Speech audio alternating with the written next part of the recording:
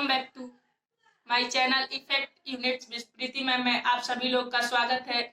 आज का हमारा जो टॉपिक है वो है अलंकार। ठीक है, यानी अलंकार से संबंधित हमारा टॉपिक है। इसका मैं 3 वीडियो अपलोड करूंगी, तो उसमें टोटल पूरा डिटेल अलंकार के बारे में बता दूंगी। ठीक है, तो मेरा पहला वीडियो है अलंकार और अलंकार के प्रकार और उसके भी प्रकार। ठीक है, तो जैसे अलंकार काव्य की शोभा बढ़ाने वाले शब्द को अलंकार कहते हैं। जैसे आभूषण, अगर जो सौंदर्य की शोभा बढ़ाने के लिए स्त्रियां आभूषण यूज करती है, वैसे ही काव्य की शोभा बढ़ाने के लिए हम लोग अलंकार का यूज करते हैं। ठीक है, तो अलंकार 2 प्रकार का होता है, एक शब्द अलंकार, एक अर्थ अलंकार। ठीक है, तो शब्द अलंकार शब्द में जो चमत्कार उत्पन्न करते हैं उसे शब्द अलंकार करते हैं, और जो अर्थ में चमत्कार उत्पन्न करते हैं उसे अर्थालंकार कहते हैं। ठीक है, एक और आता है उभय अलंकार। ठीक है, अगर जो कोई क्वेश्चन में पूछे कि अलंकार कितने प्रकार के हैं, तो वहां पे हम लोग अलंकार 2 प्रकार के लिखते हैं, शब्द और अर्थालंकार। उभय अलंकार भी आता है, लेकिन उसका यूज हम लोग ज्यादा नहीं करते हैं।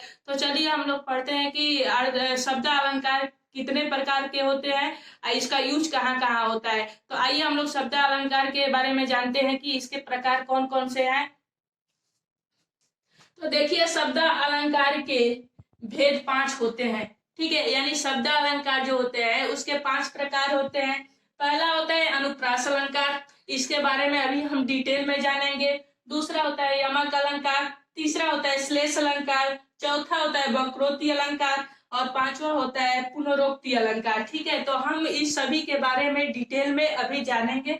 तो सबसे पहले हम लोग अनुप्रास अलंकार के बारे में जानेंगे कि अनुप्रास अलंकार होता क्या है। तो देखिए, यहाँ पे अनुप्रास अलंकार में एक वर्ण की आवृत्ति बार बार होती है, यानी इसमें बड़ों की आवृत्ति बार बार होती है। वर्ण हम बताए थे अक्षर होता है। ठीक है, यानी भाषा की सबसे छोटी इकाई को हम लोग क्या कहते हैं, वर्ण कहते हैं। तो क्या होता है, अनुप्रास अलंकार में वर्ण की आवृत्ति क्या होती है, बार बार होती है। जैसे एग्जाम्पल में देख लीजिए, कुलन में, कलियन में, कछारन में, कुंज में। ठीक है, यानी क्यानिज में, कलीन में, कलीन फिलकत है। ठीक है, यानी कह रहा है क वर्ण जो है, क वर्ण इसकी आवृत्ति एक से अधिक बार हुई है, यानी बार बार हुई है। ठीक है, इसलिए यहाँ पे अनुप्रास अलंकार होगा। और अनुप्रास अलंकार में वर्ण की आवृत्ति क्या होती है, बार बार होती है। वर्ण हमारा क हो गया, ख हो गया, डाट डाट ज्ञ तक जितने भी होते हैं सब वर्ण होते हैं। जहाँ पे भी इसकी आवृत्ति बार बार दिखे वहां पे हमेशा क्या होगा, अनुप्रास अलंकार होगा। चलिए अब देखते हैं अनुप्रास अलंकार के कितने प्रकार होते हैं। ठीक है, अनुप्रास अलंकार के 5 प्रकार होते हैं। चलिए इसको हम लोग डिटेल में जानते हैं। तो देखिए, अनुप्रास अलंकार के 5 प्रकार होते हैं, वो 5 प्रकार को हम लोग डिटेल में जानेंगे। एकदम नोट्स के बराबर है। ठीक है, एकदम नोट्स समझिए इसको। ठीक है, जैसे हमारा पहला होता है छेका अनुप्रास। ठीक है, यानी छेका अनुप्रास जिसमें एक वर्ण की आवृत्ति एक बार होती है, यानी एक वर्ण होगा उसकी आवृत्ति एक ही बार होगी, उसे छेका अनुप्रास कहते हैं। ठीक है, वृत्तीय अनुप्रास एक वर्ण की आवृत्ति एक से अधिक बार होती है। ठीक है, यानी वृत्तीय अनुप्रास में जो वर्ण की आवृत्ति होती है एक से अधिक बार होती है। लटा अनुप्रास। ठीक है, लटा अनुप्रास में एक वाक्य, यहाँ वर्ण की आवृत्ति हो रही है। छेका अनुप्रास है वृत्तीय अनुप्रास में, छेका अनुप्रास में एक बार होती है, जबकि वृत्तीय अनुप्रास में एक से अधिक बार होती है वर्ण की आवृत्ति। अब लटा अनुप्रास में वाक्य की आवृत्ति होगी। ठीक है, यानी लटा अनुप्रास में एक वाक्य की आवृत्ति एक से अधिक बार होती है। ठीक है, और श्रुत्य अनुप्रास में सुनने में अनुप्रास जैसा हो, जैसे वर्ण की आवृत्ति बार बार होती है उसे अनुप्रास अलंकार कहते हैं। ठीक है, तो वो क्या होगा, श्रुत्य अनुप्रास होगा, वो क्या होगा, अनुप्रास अलंकार के जैसे होगा। ठीक है, अंत्य अनुप्रास यानी पंक्ति का अंतिम वर्ण क्या होगा, समान होगा। ठीक है, अंत्य अनुप्रास में जो पंक्ति हमारा जो समाप्त होता है उसका पहले पंक्ति का दूसरे पंक्ति का जो वर्ण होगा वो एक ही जैसा होगा, यानी सेम होगा। ठीक है, अब दूसरा हमारा होता है यमक अलंकार। ठीक है, यानी यमक अलंकार किसे कहते हैं, जब एक शब्द 2 या 2 से अधिक बार आए किंतु अर्थ अलग अलग हो। ठीक है, वहां पे यमक अलंकार होता है, यानी 2 या 2 शब्द एक से अधिक बार आएंगे, लेकिन उस दोनों के आने के बाद दोनों का अर्थ क्या होगा, अलग अलग होगा। जैसे यहाँ पे कनक कनकते 100 गुनी मादकता अधिकार, वो पाए बौराए या जो खाए वो बौराए। ठीक है, यानी यहाँ पे कनक शब्द 2 बार आया है, लेकिन दोनों का अर्थ अलग है। एक कनक का अर्थ होता है सोना, जबकि दूसरे कनक का अर्थ होता है धतूरा। जैसे सोने को पाने से आदमी बौरा जाता है, वैसे ही ठीक धतूरे के खाने से भी आदमी क्या होता है, बौरा जाता है। इसलिए ये शब्द दो या दो से अधिक बार आए हैं, लेकिन अर्थ क्या है, अलग अलग है। इसलिए यहाँ पे क्या होगा, यमक अलंकार होगा। चलिए अब नेक्स्ट 3 नंबर वाला अलंकार देखते हैं। डियर स्टूडेंट, अब हमारा जो तीसरा अलंकार है वो है श्लेष अलंकार। ठीक है, यानी श्लेष मीन्स होता है चिपका हुआ।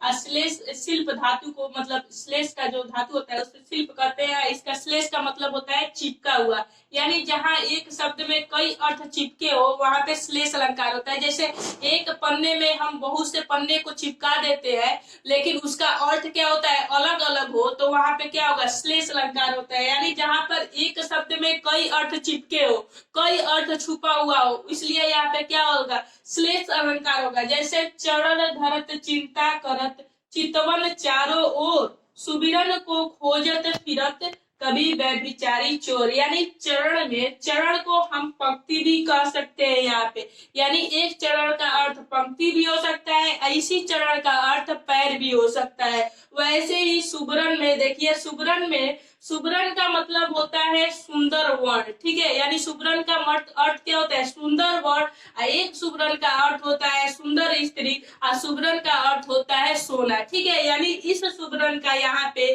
3 अर्थ है। पहला है सुंदर वर्ण, सुंदर स्त्री और सोना। ठीक है, यानी यहाँ पे एक शब्द है लेकिन इसका अर्थ क्या है, कई है, इसलिए इसको क्या कहते हैं, श्लेष अलंकार कहते हैं। नेक्स्ट हमारा है वक्रोक्ति अलंकार। ठीक है, वक्रोक्ति यानी वक्र जो होता है उसका शाब्दिक अर्थ होता है टेढ़ा, और उक्ति का अर्थ होता है कथन। यानी हम किसी को अगर जो कोई भी बात कहते हैं तो उस बात को टेढ़ा लेकर या व्यंग्यात्मक लेकर सोचता है, वहां पे वक्रोक्ति अलंकार होता है। जैसे देखिए, जहां कहने वाला किसी शब्द को, यानी कोई भी व्यक्ति किसी शब्द को दूसरे अर्थ में कहे पर उसको सुनने वाला उसको टेढ़ा व्यंग्यात्मक अर्थ लाने लगे, वहां पे क्या होता है, वक्रोक्ति अलंकार होता है। यानी मैं कोई भी अगर जो अच्छा बात करता है लेकिन कोई उसको निगेटिव में ले लेता है, तो वहां पे क्या होगा, वक्रोक्ति अलंकार होगा। चलिए नेक्स्ट हमारा लास्ट जो